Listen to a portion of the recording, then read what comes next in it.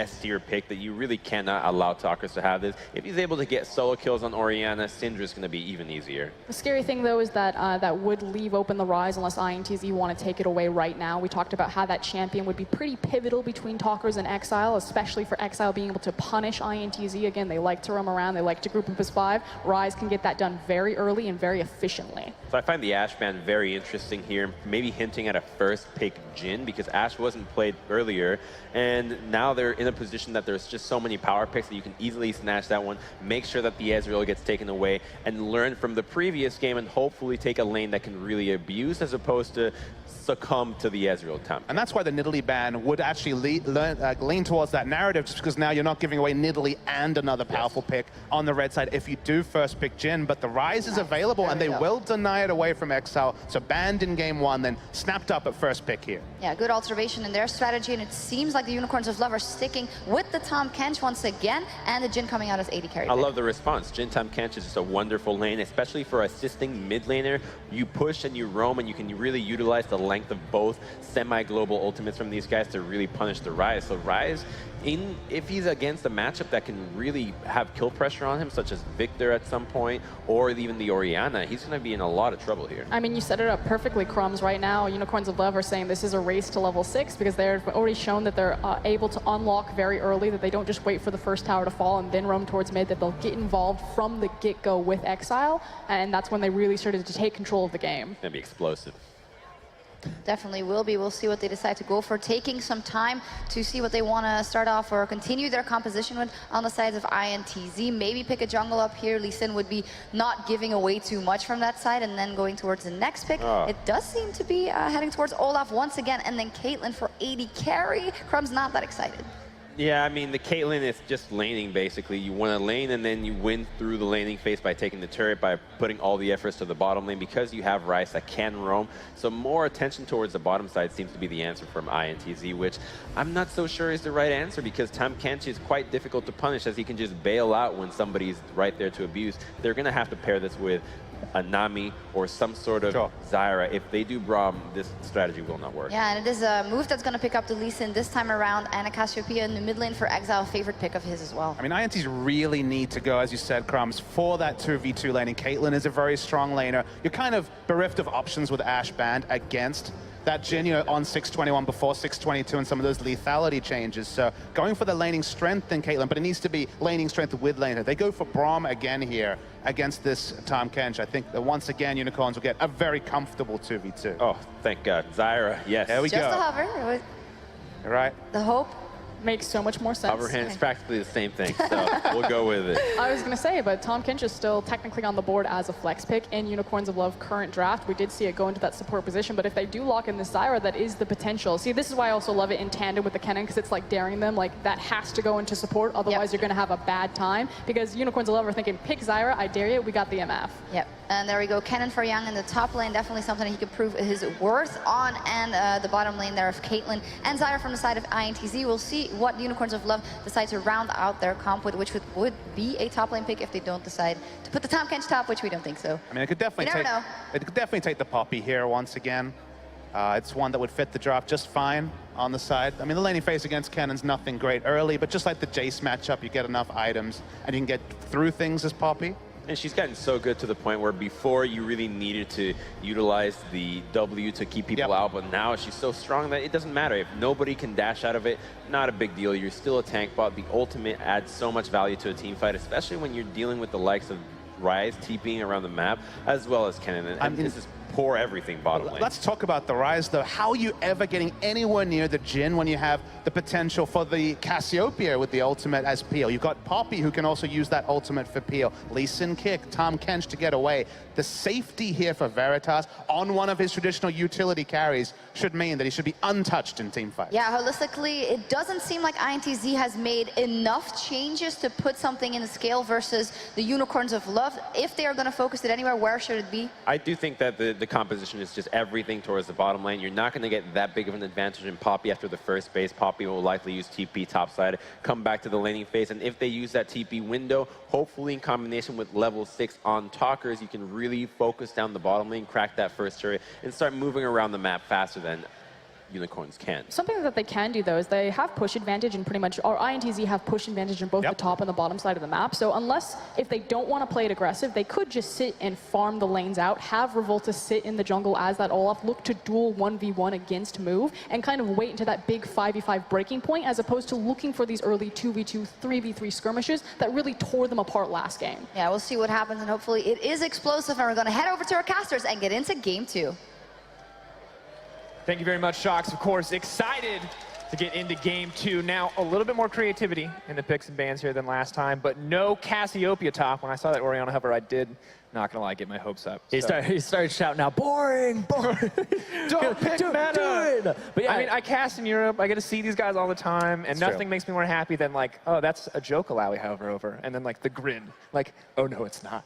Like, yes. Unicorns would be the team to do it as well. Always very creative, but right now, this is actually a very predictable draft. I think a lot of this was something that we were able to see coming here when you go back and forth. The question was, does Jockster play the Zyra? The answer is yes. To how well does he play it, though? Because if he's able to play it well, this is the best bully lane that you can have on 621 with Caitlyn Zyra. 100% winning lane against the Jhin Tahm Kench. You shove that in, you get an advantage there. Your mid lane is a losing lane, though, and your top lane is a winning lane for you early on.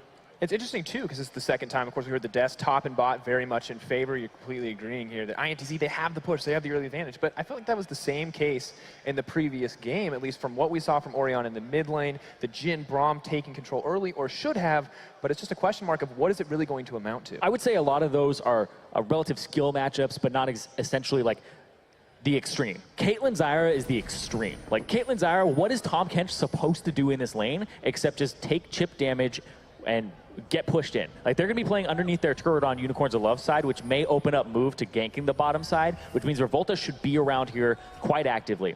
And when we come to the mid game, I want to see what INTZ do, because you heard Papa Smithy talking about it. How are they going to reach Veritas on this? Well, they have the Rise ultimate. Rise ultimate with your Kennen, deliver only him and the Olaf to the backline. Oh, no. He's dead. Zyrene. They may not have been creative in the pick ban, but they're going to be creative in the level 1. There's 5 people there. Oh, the exhaust goes down. Jockster's running for his life. Kicks going. Are they going to die? What? That was.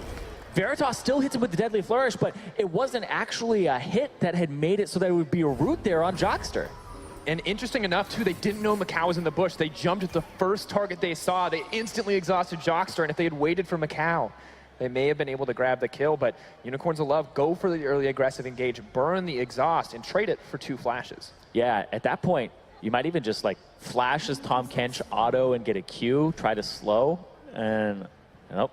Either way, of course, advantage to Unicorns of Love may not be quite as big as the potential first blood there, but getting both of those flashes in the early laning phase may make it a little bit easier for Veritas and Hylissang to survive, although do you really think it's going to make a big of a difference in the 2v2? Only difference it makes is that Move has a much easier time ganking this pre-6. He has a way in, a way to actually take advantage. And Jockster, no flash early there's on. No way out here. It's an acquired taste. Hylissang, choosing the life of the vegetarian. Just going to pick that one up for himself. I get that it's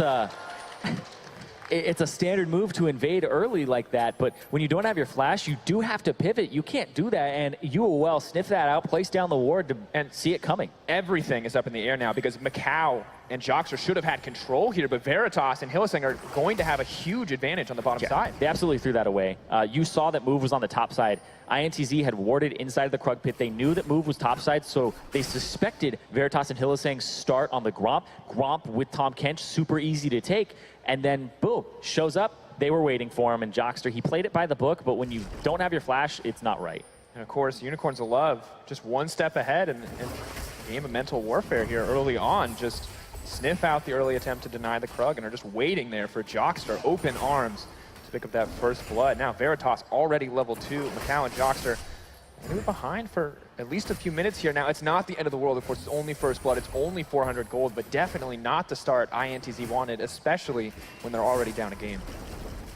And now they give up level 2, they give up a lot of their pressure. Snares are connecting already.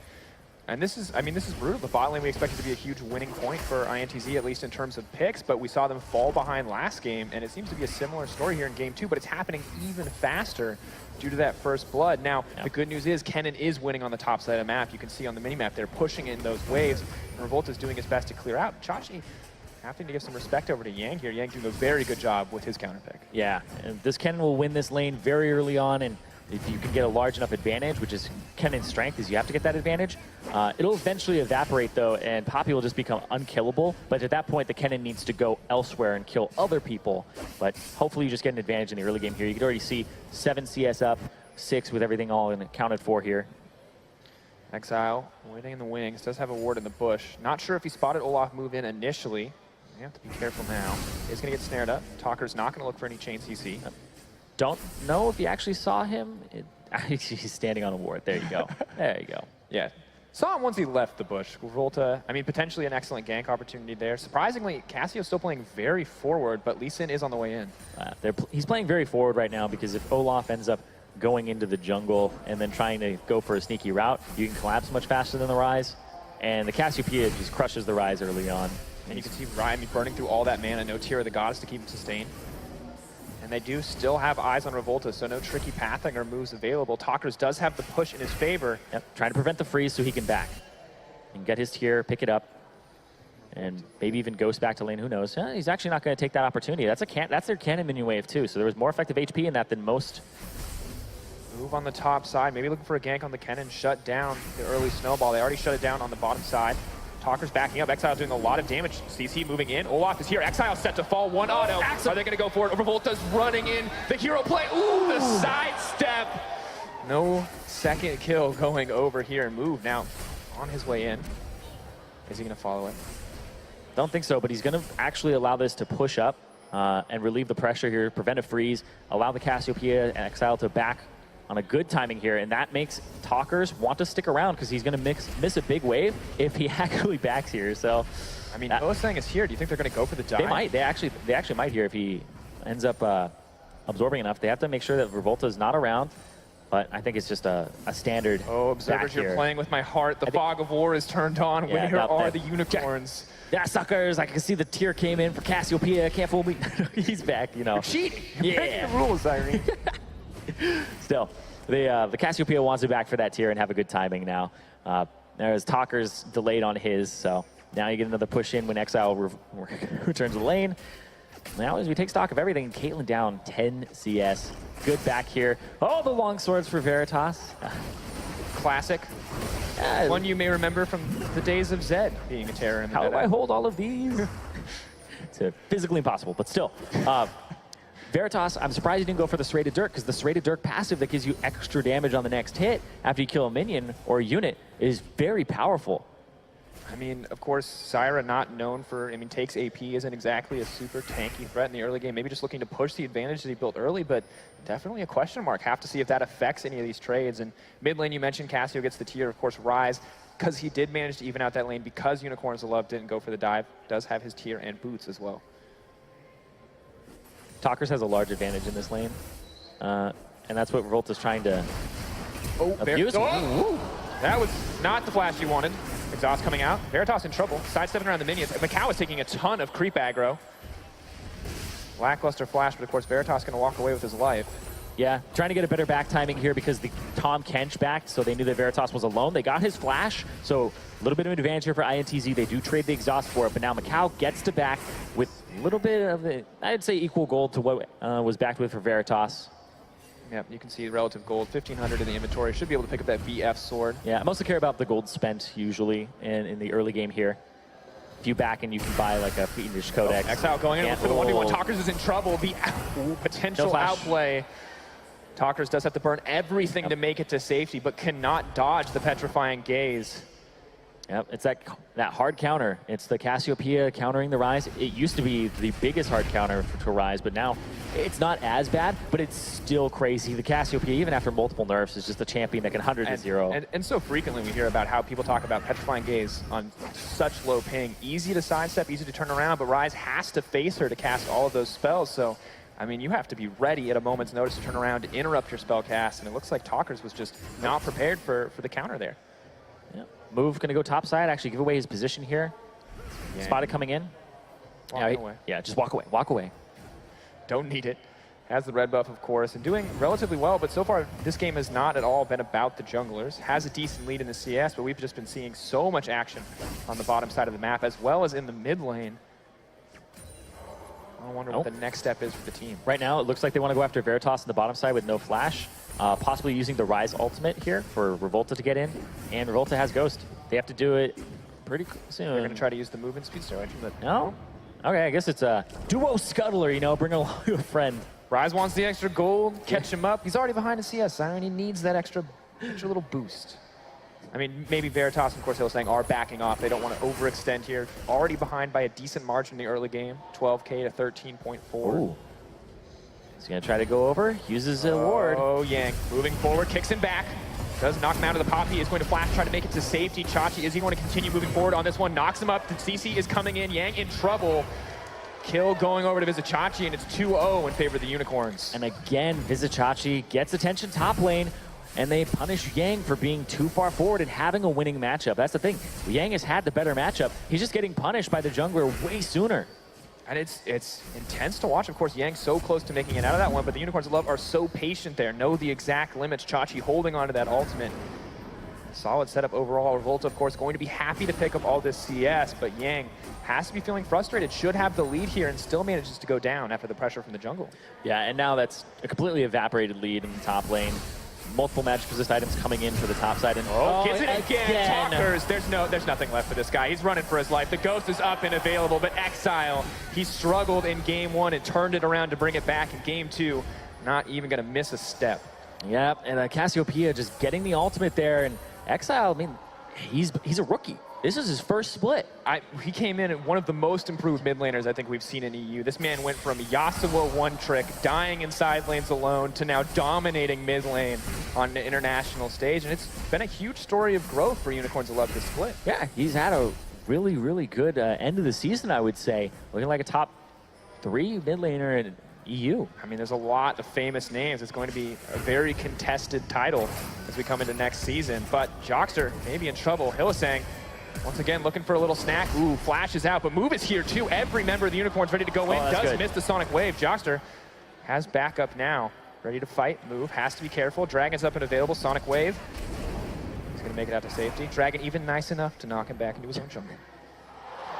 Barely getting to the other side there. Works out for him.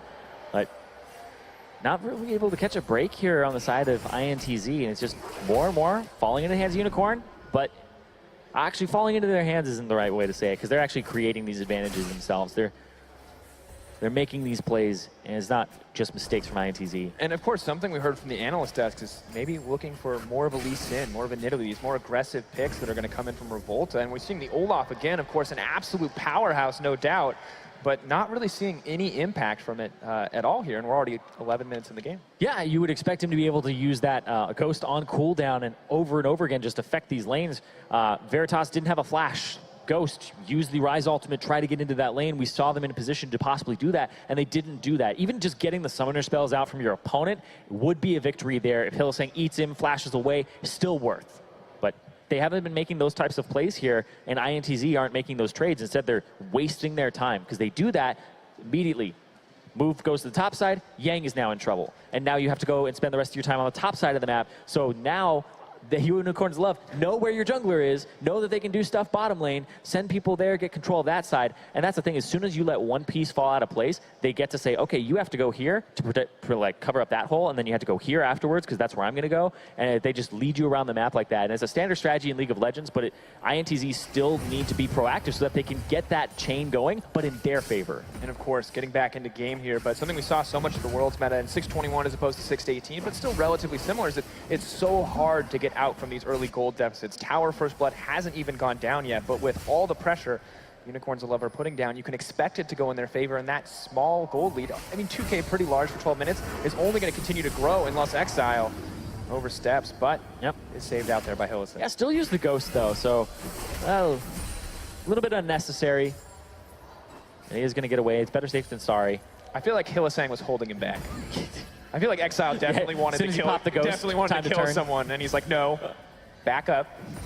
Of course, now getting aggressive on the bottom side, now flashing forward. Hillsang wants a party here, does get the trap down, but that kill belongs to Tom Kent. The bloodthirsty support coming through. 2-0. Oh, Chachi. No ultimate from Yang here. He's going to have to get the stun. Coming in, is going to get it. Olaf, of course, immune to CC. Ragnarok goes down. Chachi now set to fall, is trying to make his way to safety. Axe is going to connect. Move makes it the 1-for-1. Revolta going to have to back away. And you can see that there on the player cam. Yang stepped a little too far forward. He knows it, and a little bit of frustration there, but they're trying to make a move. Keep the ball rolling. They're down in gold. They want to bring it back. Talker's going to look for the chain CC. Revolta going to move in. Rise is taking the tower, but Move is making the moves as he tries to make his way out of this one. I think he's still set to fall. He shields up. Revolta takes a tower shot. He is going to make it out in the end. Yeah, and Zyra's up here as well, so the Cassiopeia can't just come up there to the top side, but that might be first turret still going over to Unicorn's Love at the bottom. Gonna get that first brick, all important, maintaining their gold lead and now making it even larger. 650 gold going over to Veritas already with a sizable lead on the bottom side. And they're gonna continue pushing forward here. Yep, that's gonna give them control of the top side and the bottom side here. That red buff is almost up.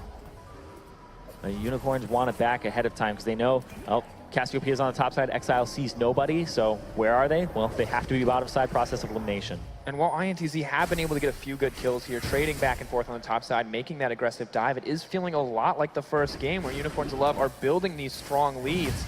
And as we take a look at this replay, you can see INTZ, though, they're not done yet. Yeah, INTZ, oh, they still have a lot of fight in them. Right here, though. Yep. Yep. Just barely. And this is actually really good. Talkers gets a great ultimate onto the backside, and Zyra was there to hold. Talkers. Talker is not what you want. You got the flash off, though. One more shot. Oh. The true curtain call. 1, 2, 3, 4. Happy to knock him down. Jockster trying to clear the waves. Hylissang is not concerned about the tower, and Jockster not paying the respect to the 80 carry on the Unicorns of Love. Veritas with the double kill. And making great use of that Tahm Kench and the tankiness that he has, as well as that gray health. And now they're going to get another turret here in UoL. If you stick around here as INTZ, you're still in trouble. Yeah, absolutely. 5K gold lead, 14 minutes in. This is domination in favor of the Unicorns of Love. CS leads across the board, 135 to 105 in the mid lane, 134 to 99 on the bottom side. And potentially even more shocking, Poppy with the lead on the top side despite what should have been a very rough matchup. Yeah, and when you look at what Unicorns of Love are doing, just their kill participation in this game and in the last game, it's just everybody is doing well in these games. Everybody is contributing a whole lot. Nobody has more than 3 to 4 kills that they've participated in, and that's 50%. But hold on. Chachi potentially in trouble. Revolta moving in, rinsing and repeating on the top side. Hylissang is on the way. Has he brought anyone with him? INTZ just going to back away. Proto Belt used. Yeah, they brought him here, but this might be just another person to die, because here comes the Zyra and here comes Macau. Maybe looking for a little bit more. Chachi gonna hit the stun. Yang maybe looking to move forward. INTZ just wanting to get the turret. Chachi not gonna hit anyone there. We'll knock the creeps away. Gives enough time, though, because now when the next wave hits, Exile will be in range here, but he's actually just going to run back towards the mid lane because they think that INTZ are going to have to respawn bottom and send somebody back. Yeah, Veritas is already pushing on the bottom side. Exile is going to be able to clear out these waves earlier or easily. INTZ need to make something happen here. Not going to connect at all with the Zyra plants. Just doing a little bit of damage. Yeah, meanwhile, Veritas, easy mode on the bottom side of the map here. Talkers. Rise does have his ghost available. Can move in. Veritas is just going to move forward. Oh! He was trying to juke him with it. He thought he would run backwards, and he didn't. Not even concerned. He's like, oh, I'll take the 1v1 after I take the tower. Yeah, plus it's his last shot as well. It gives him some extra movement speed. He had flash available, so Veritas, he would have finished the tower anyway. Maybe he would have gotten ghosted down, but still. And this gold lead just continues to grow. 7K in their favor. Exile wants to make it even more. The snare not even going to connect. Tries to throw out the ult, and it goes just wide. It's a good sign, though, for INTZ. They almost have the cannon ultimate back up here. That top turret, though, it's going to be hard to get an inside track on it here. Already with a 3-tower lead. Yang running forward, clearing out the waves with the Proto Belt. That's Chachi straight too far, doesn't look like it. Talker's looking for some revenge here. Exile, of course, no ultimate. There's just nothing you can do. He's just too strong. Exile picks up another kill, 2-0 and 3. You're 2 levels down. You're trying to duel this Cassiopeia that's already a hard counter to you. He has both summoner spells available as well in the Cassiopeia. There's zero reason to actually go for that if you don't have any help. Abyssal Scepter, no pen on the side of Rise, of course, opting for the cooldown boots. It's just not going to work out for Talkers. He tries to force it anyway, looks for an outplay, and just isn't going to find it. And this Unicorns of Love team, they're already looking for next year, but they're also looking at this IEM. Unicorns of Love don't have a trophy in their case.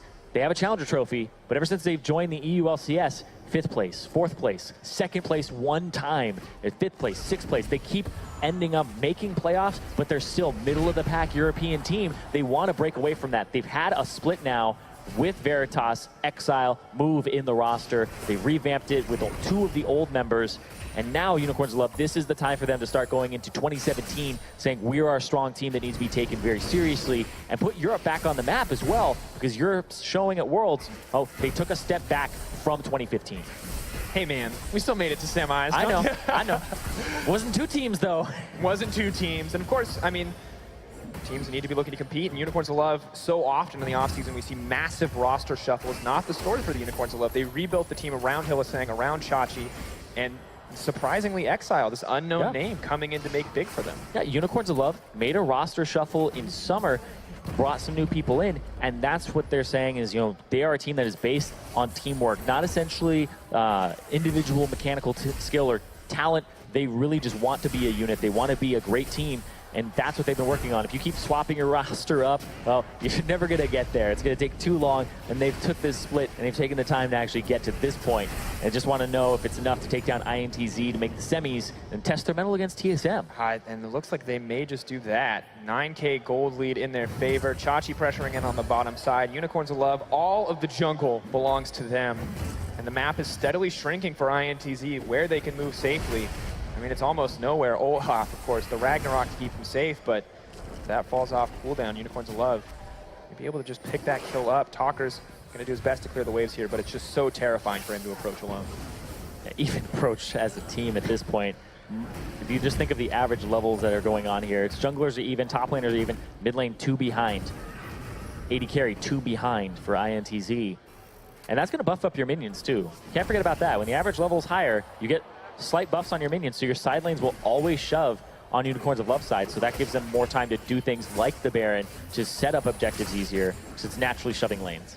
And of course, gold, I mean, we just have to look at the way this affects the gold leads too. You know, levels have the independent gold value for the stats they give, for the damage they add to your abilities, so already the gold lead approaching 10K. If we take into account the value of the levels, it's definitely there. Now Chachi, maybe in trouble here, is going to have to flash to save if there's so much CC. Nice sidestep, has the red buff, but the cannon ult is coming in. Chachi is set to fall here. INTZ taking the steps to bring it back into this game, and they are going to be able to pick up the top laner on the Unicorns of Love. Yeah, unfortunate there for Unicorns of Love. They lose their top laner, they lose their flash, and everybody else was back, so they couldn't do anything like set up a Baron. Usually during that time, the top laner just runs around, tries to waste as much of the enemy's time as possible on multiple people so that you can get something, but everybody was back. And of course, that is something we saw in Game 1 from Chachi as well. Some small missteps, leading potentially to some unnecessary deaths, but of course, Unicorns of Love don't seem to be phased, don't really need to be. Still have that massive lead. INTZ slowly crawling back here, but UoL taking control of the Baron area, and I think this is going to be the next big focus point. Yeah, both teams are going to want to get to this Baron area. UoL to push their lead, and INTZ to prevent the snowball and possibly get a steal. And when you see Chachi, going back to that, shove up that far, it's usually because he might be looking for a TP play on the other side of the map, or he's just trying to prevent a freeze from somebody who's behind. Well, he's preventing the freeze there from Kennen, because if he freezes, then what's the Poppy going to do? Has to run to the other side of the map and try to make something happen. But everybody else is back, so it took the risk. It turns out 3 people were there, but unlucky. Infernal Drake's up, though, so actually I think most people are going to run towards that now with the Baron being covered. Much safer to take. Of course, Unicorns of Love don't really have to be worried about INTZ burning it down. No real tools to be able to do that. Ryze, of course, nice damage output, but Caitlyn just too far behind to really make an impact. Still working towards that initial Infinity Edge. Move in Veritas should be able to clear this one out quite easily. Chachi playing guard over the side of the wall. Veritas also goes armor penetration with the O-moves immediately into a rapid fire cannon. Usually you'll see another penetration item second, like a Duskblade, but he goes for more range to actually do something about the Caitlyn, a little bit of movement speed to help himself out, and that crit, which this build usually neglects because you have a 4th shot that's always a crit, and you will usually get an Infinity Edge last item, but he's augmenting it slightly. Of course, with a massive lead and the lead in levels as well, the proc is going to do a pretty large chunk of damage. True. Talkers potentially in trouble. Unicorns of Love look to be getting aggressive. Veritas is going to bust out the curtain call. Talkers is going to try to use the ult to escape. Yes, Realm Orb takes him to safety. Yang, though, has to back off. INTZ burning skills left and right just to make it to safety. And is the curtain called? They know that Poppy doesn't have the flash, but otherwise everything else in the entire game is just up right now. The teleports, the exhausts, the flashes, so INTZ, you know, they're in a good position to have a team fight for themselves, but it has to be they pick off a Cassiopeia or a Jhin quickly, or somebody's out of position. Oh, Chachi, he wants more. Talker's caught out. Exile! That was an ult to end running for his life. Revolta may be safe, but the rest of his team is not. Beautiful, petrifying gaze. Amazing play there from Exile. Unicorns of Love end up going for the fight. Yang isn't there. He doesn't have the Proto Belt active either. There's no way for the Kennen to turn that fight. We're just going to have to pause just to take that in. That was a beautiful all coming in from the Casio. That was destruction. INTZ, this is not looking good for them. And, I mean, I didn't even see a pick opportunity there, but Shachi sees the wall, sees the setup, knows he can take down the Rise, and capitalizes on it.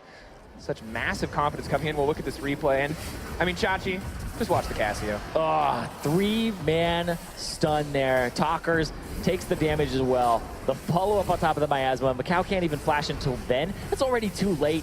Twin Fang, the poison's already on him. And there you see Yang finally walk up, but beautiful play there. And you talked about it, Cyrene. It's not about the mechanical skill for these guys. They have strong mechanical players, but it's about the team play, and the perfect chain of CC there is a great example of what that can do for your squad. And Unicorns of Love, this Baron is free for them to take, and the gold lead continues to grow 11K in their favor. Yeah, it was an absolutely just game-changing or game-accelerating for UoL's side of things since they're already so far ahead. The flash ultimate there from Exile just perfectly executed. And that gives them the Baron. 3 levels up on the mid laner, 3 levels up 80 carry-wise, and UoL is looking to dominate possibly another 27-minute game for themselves, 26 minutes. It's definitely taking that course. 2-0-2 the score for the 80 carry, 3-0-5 for the mid lane. Somehow 3-0-3 for the Tom Kench supporters. He continues to eat everything in his path.